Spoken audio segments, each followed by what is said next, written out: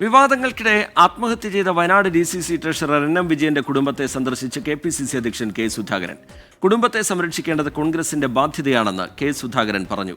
ഇപ്പോഴും ചില കോൺഗ്രസ് നേതാക്കൾ കുടുംബത്തിനെതിരെ പ്രചാരണം നടത്തുന്നുവെന്ന് NM വിജയന്റെ കുടുംബം കുറ്റപ്പെടുത്തി.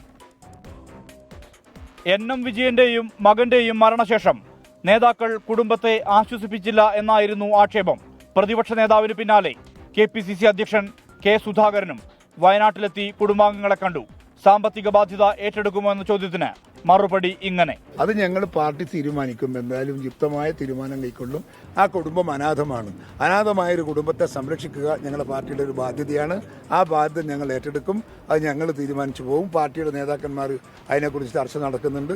തീരുമാനമായാൽ നിങ്ങളെ വിളിച്ചറിയിക്കാം. ഇപ്പോഴും ചില കോൺഗ്രസ് നേതാക്കൾ അപകീർത്തി പ്രചാരണം നടത്തുന്നെന്ന് കുടുംബം KPCC അധ്യക്ഷനോട് പരാതിപ്പെട്ടു.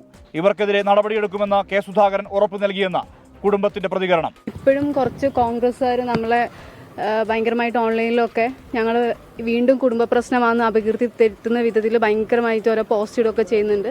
അപ്പോൾ കുറച്ച് പേര് ഞങ്ങളൊരു പരാതിയായിട്ട് കൊടുത്തിട്ടുണ്ട്. അപ്പോൾ അവർക്കെതിരെ ആക്ഷൻ എടുക്കാമെന്നും പറഞ്ഞിട്ടുണ്ട്. NM വിജയന്റെ ആത്മഹത്യയുമായി ബന്ധപ്പെട്ട കേസിൽ മുൻകൂർ ജാമ്യം ലഭിച്ച DCC പ്രസിഡന്റ് ND അപ്പച്ചൻ, കോൺഗ്രസ് മുൻ നേതാവ് KK ഗോപിനാഥൻ എന്നിവരെ അറസ്റ്റ് രേഖപ്പെടുത്തി വിട്ടയച്ചു.